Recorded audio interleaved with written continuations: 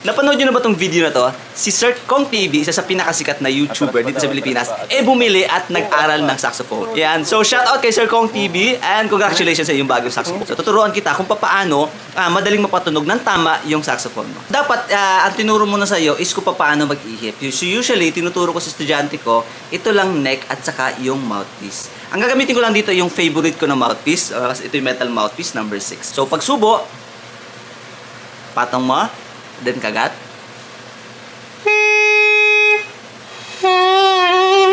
No, yun yung tunog mo no? And then kung minsan nasasaraduhan mo yung reed. Ayaw lumabas ng hangin. So, medyo igitna mo lang or isubog mo ng konti na para lumabas yung tunog. Ito yung saktong tono, no? A flat to sa piano. Okay, demonstrate ko sa iyo, ito yung tunog.